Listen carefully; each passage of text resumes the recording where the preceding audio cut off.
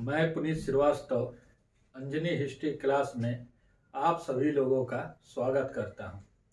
जैसा कि हम लोगों ने पिछले 3-4 क्लासों में महाभारत महाकाव्य के विषय में पढ़ा, उससे संबंधित जो चर्चाएं थी हम लोगों ने उन क्लासों में किया। आज फिर इस क्लास में भी महाभारत से संबंधित तथ्यों के विषय में हम लोग अध्ययन करेंगे, क्योंकि महाभारत महाकाव्य बहुत बड़ा महाकाव्य है।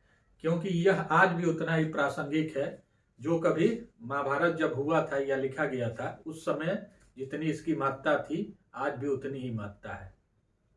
बशर्ते आज का मानव इस महाकाव्य पर उतना ध्यान नहीं देता है, क्योंकि यह मानव के हर एक पहलू को क्या करता है, छूता है और उससे संबंधित जो भी समस्याएं हैं उसका निदान करने की क्षमता यह रखता है। आज मानव अगर महाभारत महाकाव्य से सीखे तो बहुत सारी समस्याओं को वह अपने स्तर से ही हल कर लेगा। क्योंकि महाभारत महाकाव्य में क्या है, व्यक्ति के जीवन से संबंधित, समाज से संबंधित, परिवार से संबंधित, देश से संबंधित, राष्ट्र से संबंधित, नीति से संबंधित, धर्म से संबंधित, आचरण से संबंधित और भी जो क्षेत्र है मानव जीवन से संबंधित, उनके हर एक पहलू के विषय में यहाँ पर बताया गया है। सबके अधिकार की बात बताई गई है, सबके कर्तव्य की बात बताई गई है। तो अगर महाभारत के विषय में बहुत गहन अध्ययन किया जाए और उसको अपने व्यवहार में लाया जाए, जो उसमें ज्ञान दिया हुआ है या जिन बातों को उसमें बताया गया है, मानव अपने जीवन में अगर उसको क्या करता है, प्रयोग करता है, तो बहुत सारी समस्याओं को वह अपने स्तर से ही हल कर सकता है और वह अपने नित्य नए नए उपलब्धियों को क्या कर सकता है, प्राप्त कर सकता है। क्योंकि उसके अंदर ऐसे ऐसे गुणों का समावेश हो जाएगा या उसमें प्रवेश हो जाएगा कि उसके आचरण से ही बहुत सारी समस्याएं क्या होंगी, अपने आप दूर हट जाएंगी और वह समाज में क्या होगा, सम्मानित होगा और उच्च स्तर उसका बढ़ता जाएगा समाज में, और एक न एक दिन वो क्या होगा, सर्वोच्च स्थान को प्राप्त होगा। तो आइए हम उस महाकाव्य के विषय में आज पढ़ते हैं। तो महाभारत महाकाव्य, आज मुख्यतः यह क्लास महाभारत को किन किन भाषाओं में अनुवादित किया गया है, किन किन शासकों के काल में किन किन लेखकों ने या किन किन विद्वानों ने महाभारत को अनुवादित किया है, आज ये क्लास मुख्यतः उसी पे आधारित है। तो आइए पढ़ते हैं महाभारत महाकाव्य। महाभारत महाकाव्य, महाभारत महाकाव्य, ठीक है। तो आज हम लोग पढ़ेंगे क्या, महाभारत महाकाव्य। तो महाभारत महाकाव्य में पहले तथ्य पे हम आते हैं कि तमिल भाषा में, पल्लव काल में तमिल भाषा में महाभारत का अनुवाद पेरुंद देवनार ने भारत वेड़वा नाम से किया। तो पल्लव काल में तमिल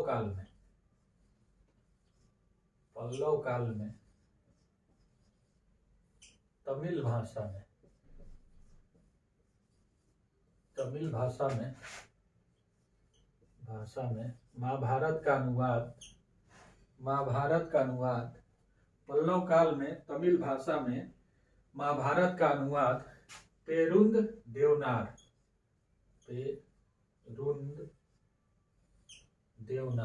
ये विद्वान है पेरुंद देवनार। तो पल्लव काल में तमिल भाषा में महाभारत का अनुवाद पेरुंद देवनार ने भारत वेड़वा नाम से किया। किस नाम से किया, भारत वेड़वा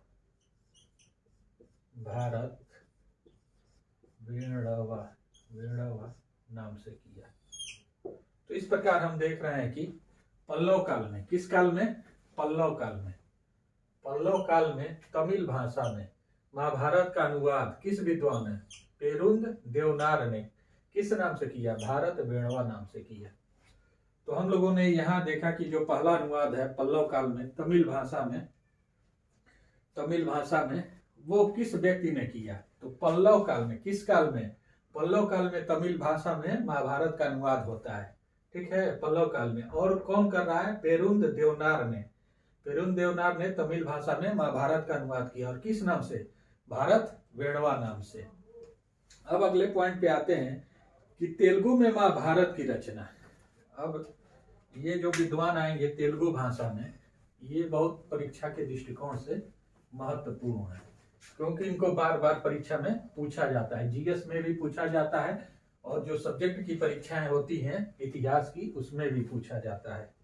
तो तेलुगु भाषा में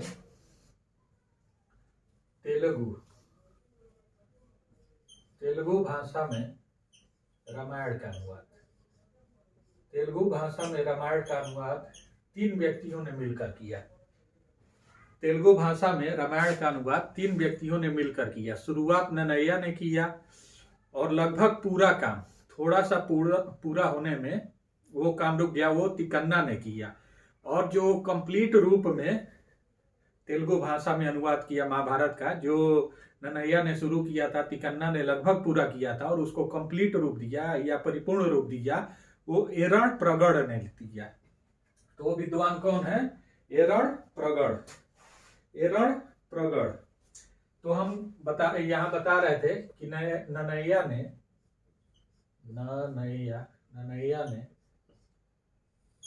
अनुवाद क्या किया? शुरू किया। महाभारत का अनुवाद तेलुगु भाषा में नन्नय्या ने शुरू किया। और दूसरे व्यक्ति जो हैं वो तिकन्ना है। इन्होंने क्या किया? जो शुरुआत नन्नय्या ने किया था, तिकन्ना ने लगभग पूरा किया। लगभग शब्द आ रहा है, लगभग पूरा किया। और तीसरे जो विद्वान हैं वो हैं एरण प्रगढ़। एरण प्रगढ़ ने पूर्ण किया।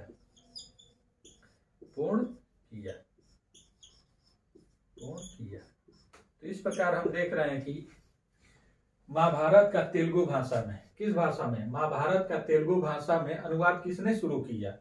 तेलुगु भाषा में अनुवाद नन्नय्या ने शुरू किया। किसने शुरू किया? नन्नय्या ने शुरू किया। और इसको तिकन्ना ने लगभग क्या किया?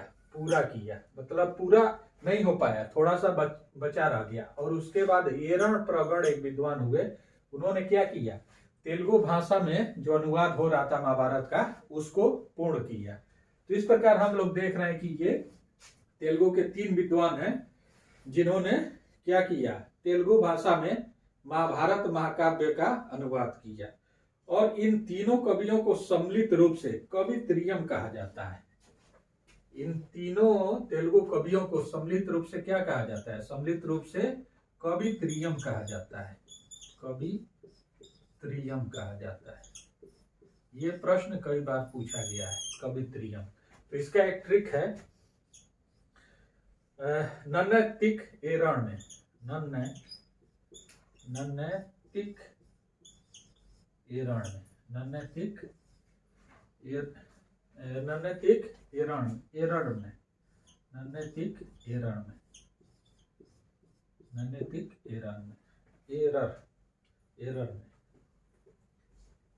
तो ये ट्रिक है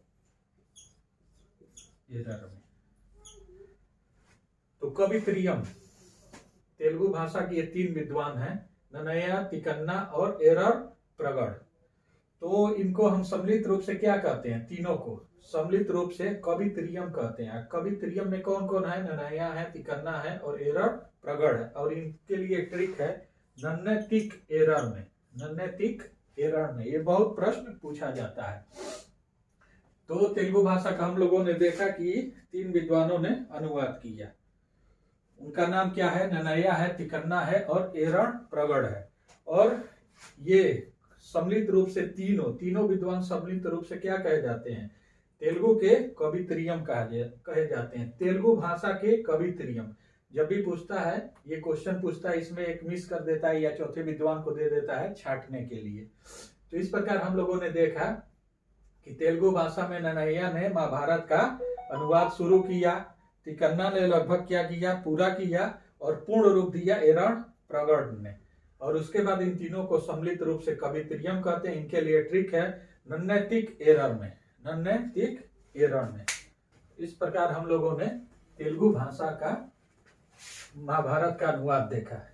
तो इसमें हम लोगों ने क्या देखा कि 3 विद्वान हैं, नन्नय्या है, तिकन्ना है और एरण प्रगढ़ है। इन्होंने मिल करके तेलुगु भाषा में अनुवाद किया महाभारत का। अब आते हैं नन्नय्या को इस अनुवाद करने के कारण कौन सी उपाधि मिली। नन्नय्या को महाभारत का तेलुगु भाषा में अनुवाद करने के कारण उपाधि मिली। नन्नय्या को तेलुगु भाषा में महाभारत का अनुवाद करने के लिए जो उपाधि मिली वह है द्राक्षापाक। द्राक्षापाक, द्राक्षापाक, द्राक्षापाक ये उपाधि है नन्नय्या की। जब नन्नय्या ने तेलुगु भाषा में महाभारत महाकाव्य का अनुवाद किया तो उनको उपाधि क्या मिली? द्राक्षापाक। क्या मिली? द्राक्षापाक। और द्राक्षापाक का मतलब होता है अंगूरी शराब, अंगूरी शराब बनाने वाला, अंगूरी शराब बनाने वाला। तो नन्नय्या की उपाधि क्या मिली? नन्नय्या को कौन सी उपाधि मिली? द्राक्षापाक की, और इसका मतलब होता है अंगूरी शराब बनाने वाला, अंगूरी शराब बनाने वाला, बनाने वाला। तो इस प्रकार हम देख रहे हैं कि नन्नय्या ने तेलुगु भाषा में महाभारत का अनुवाद किया और नाम क्या रखा करने पर उसको कौन सी उपाधि मिली? द्राक्षापाक की। और द्राक्षापाक का मतलब होता है अंगूरी शराब बनाने वाला। नन्नय्या चालुक्यों के दरबार में रहते थे। नन्नय्या किसके दरबार में रहते थे? चालुक्य शासकों के दरबार में रहते थे। नन्नय्या चालुक्य शासकों के दरबार में रहते थे। ये जो नन्नय्या विद्वान हैं वो किसके दरबार में रहते थे? चालुक्य शासकों के दरबार में रहते थे। नन्नय्या ने चालुक्य राज राजेंद्र के कहने पर यह अनुवाद किया था, जो कि तेलुगु साहित्य की भी पहली रचना है। नन्नय्या ने चालुक्य राजा राज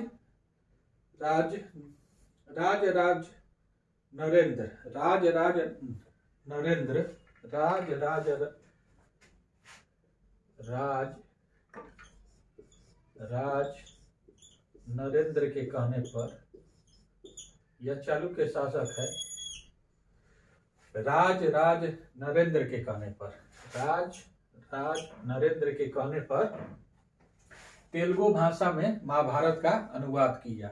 और यह तेलुगु भाषा की क्या है? पहली रचना है। तेलुगु भाषा की क्या है? यह तेलुगु साहित्य की भी यह पहली रचना है। तो तेलुगु साहित्य की जो नन्नय्या ने अनुवाद किया वह तेलुगु साहित्य की, तेलुगु साहित्य की क्या है? तेलुगु साहित्य की भी पहली रचना है, साहित्य की भी पहली रचना मानी जाती है। तो हम लोगों ने देखा कि नन्नय्या ने महाभारत महाकाव्य का तेलुगु भाषा में अनुवाद शुरू किया और उसको देखा कि किन विद्वानों ने मिलकर उसको पूर्ण किया। तेलुगु भाषा में महाभारत के अनुवाद करने के उपलक्ष्य में इनको कौन सी उपाधि मिली? द्राक्षापाक की उपाधि मिली। द्राक्षापाक का मतलब होता है अंगूरी शराब बनाने वाला। और यह जो अनुवाद किया वह चालुक्य शासकों के काल में किया। चालुक्य शासक जो थे राज नरेंद्र के कहने पर ही इन्होंने क्या किया? इन्होंने महाभारत का तेलुगु भाषा में अनुवाद किया। और यह जो अनुवाद किया वह तेलुगु साहित्य की पहली रचना भी मानी जाती है। तेलुगु साहित्य की पहली रचना मानी जाती है, पहली रचना मानी जाती है। तो जो तेलुगु में अनुवाद किया नन्नय्या ने, उसी को क्या माना जाता है? तेलुगु साहित्य की पहली रचना मानी जाती है। नन्नय्या महाभारत के अनुवाद करते समय पागल हो गए थे। नन्नय्या महाभारत का अनुवाद तेलुगु भाषा में करते समय क्या हो गए थे? पागल हो गए थे। ये जो महाभारत का अनुवाद नन्नय्या ने तेलुगु भाषा में किया तो तेलुगु भाषा में करने पर ये क्या हुए? पागल हो गए थे। नन्नय्या ने तेलुगु काव्य की नींव डाली। नन्नय्या ने तेलुगु काव्य की क्या की? नींव डाली। तेलुगु काव्य की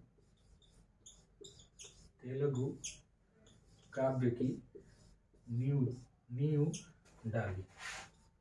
तेलुगु काव्य की क्या इन्होंने डाला? नींव डाली। तो नन्नय्या ने क्या किया? तेलुगु काव्य का नींव इन्होंने रखा या तेलुगु काव्य की नींव इन्होंने डाली।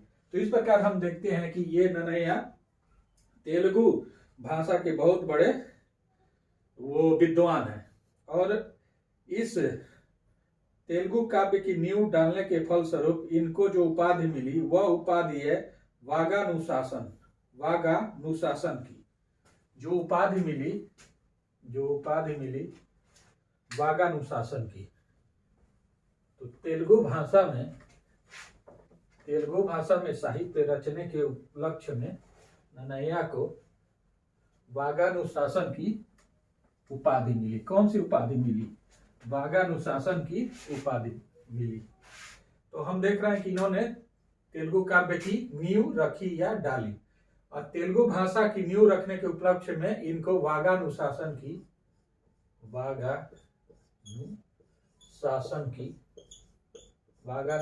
की उपाधि मिली। किसकी उपाधि मिली? यह उपाधि क्यों मिल रही है? तेलुगु भाषा की नींव रखने के उपलक्ष्य में, और इसका मतलब होता है बोली का निर्माता। बोली का निर्माता। इस प्रकार हम देख रहे हैं कि नन्नय्या जो तेलुगु भाषा के विद्वान हैं, इन्होंने तेलुगु काव्य की नींव डाली। नींव डालने के उपलक्ष्य में इनको कौन सा उपाधि मिला है? वागानुशासन का। किसका? वागानुशासन का। और वागानुशासन का मतलब होता है बोली का निर्माता। ठीक है। अब आते हैं जो दूसरे विद्वान है तिकन्ना। तिकन्ना की दो उपाधियां हैं, कवि ब्रह्मा एवं उभय कवि मित्र। जो तेलुगु भाषा का अनुवाद करने में दूसरे विद्वान है तिकन्ना। तिकन्ना की दो उपाधि है। पहली उपाधि है कवि ब्रह्मा। पहली उपाधि है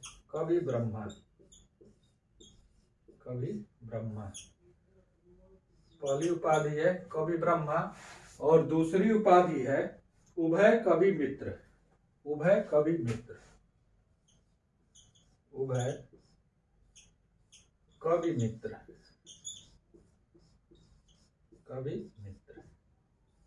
तो इस प्रकार हम देख रहे हैं कि तेलुगु भाषा के जो दूसरे विद्वान है तिकन्ना। कौन है? तिकन्ना। इनकी जो उपाधि है, दो उपाधि है, कवि ब्रह्मा की और उभय कवि मित्र की। तो जो तिकन्ना है, तिकन्ना की उपाधि क्या है? कवि ब्रह्म की है और उभय मित्र की है। तो इस प्रकार हम लोगों ने नन्नय्या और तिकन्ना की उपाधि के विषय में देखा। अब आते हैं असमिया भाषा में महाभारत का अनुवाद किसने किया? असमिया भाषा में महाभारत का अनुवाद किसने किया? तो असमिया भाषा में महाभारत का अनुवाद किया असमिया भाषा में महाभारत का अनुवाद किसने किया? असमिया भाषा में महाभारत का अनुवाद किसने किया? तो यह अनुवाद माधव कदाली ने किया। माधव कदाली ने किया। तो हम देख रहे हैं कि जो असमिया भाषा में, जो असम में बोली जाती है, असम क्षेत्र की तरफ, तो असमिया भाषा में महाभारत का अनुवाद किसने किया? तो माधव कदाली ने किया। किसने किया? माधव कदाली ने किया। तो हम लोगों ने असमिया भाषा को देखा। अब बंगाल के जो नुसरत शाह थे, उन्होंने बांग्ला भाषा में महाभारत का अनुवाद कराया। बंगाल के शासक नुसरत शाह ने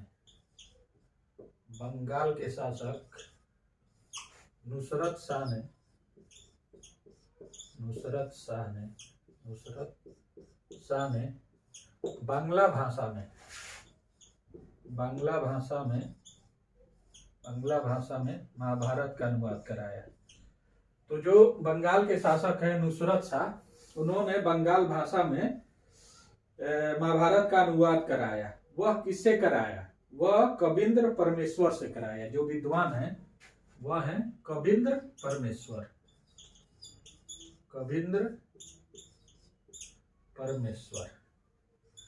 कबींद्र परमेश्वर। तो इस प्रकार हम देख रहे हैं कि बंगाल के शासक कौन थे? नुसरत शाह। नुसरत शाह ने बांग्ला भाषा में महाभारत का अनुवाद किससे कराया? कबींद्र परमेश्वर से। किससे कराया? कबींद्र परमेश्वर से। तो बंगाल के जो शासक है नुसरत शाह ने बांग्ला भाषा में महाभारत का अनुवाद किससे कराया? कबींद्र परमेश्वर से। तो हम लोगों ने यहाँ कई भाषाओं में महाभारत का अनुवाद देखा है। अब आते हैं अगले पॉइंट पे। तो बांग्ला भाषा में नुसरत शाह ने कबींद्र परमेश्वर से महाभारत का अनुवाद बांग्ला भाषा में करवाया। अब अगले पॉइंट पे आते हैं कि बांग्ला भाषा में भगवत गीता का अनुवाद मालाधर बसु ने किया। तो बांग्ला भाषा में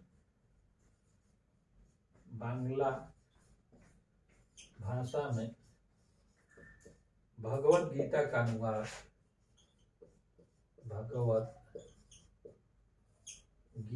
अनुवाद किसने किया? तो वह मालाधर बसु ने किया। और किस नाम से किया? जो नाम है श्री कृष्ण, जो नाम है वह है श्री कृष्ण विजय। जो नाम है बांग्ला भाषा में भगवत गीता का अनुवाद मालाधर बसु ने किया, वह नाम क्या है? वह नाम है श्री कृष्ण विजय।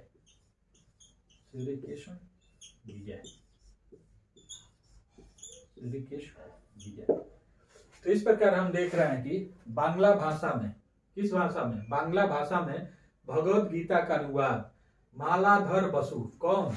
मालाधर बसु ने श्री कृष्ण विजय नाम से किया। किसका अनुवाद? भगवत गीता का।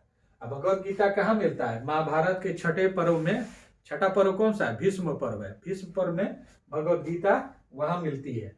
मतलब भगवत गीता का जो उल्लेख किया गया है, जो बहुत लंबा चौड़ा उपदेश भगवान श्री कृष्ण ने अर्जुन को दिया है, वो भीष्म पर्व में मिलता है। भीष्म पर्व छठा पर्व है। कुल 18 पर्वों में महाभारत बटा हुआ है।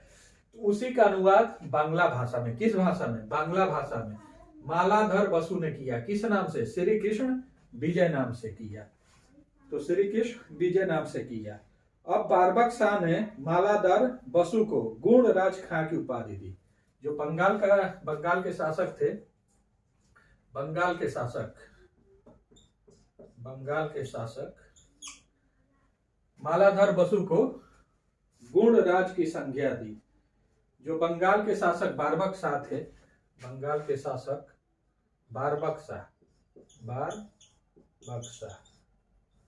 बारबक शाह ने मालाधर बसु को कौन सी उपाधि? गुणराज खां की उपाधि दी। कौन सी उपाधि दी? गुणराज खां की उपाधि दी। इस प्रकार हम देख रहे हैं कि ये जो बांग्ला भाषा में मालाधर बसु ने भगवत गीता का अनुवाद श्री कृष्ण विजय नाम से किया, तो इसी के उपलक्ष्य में बंगाल के शासक कौन?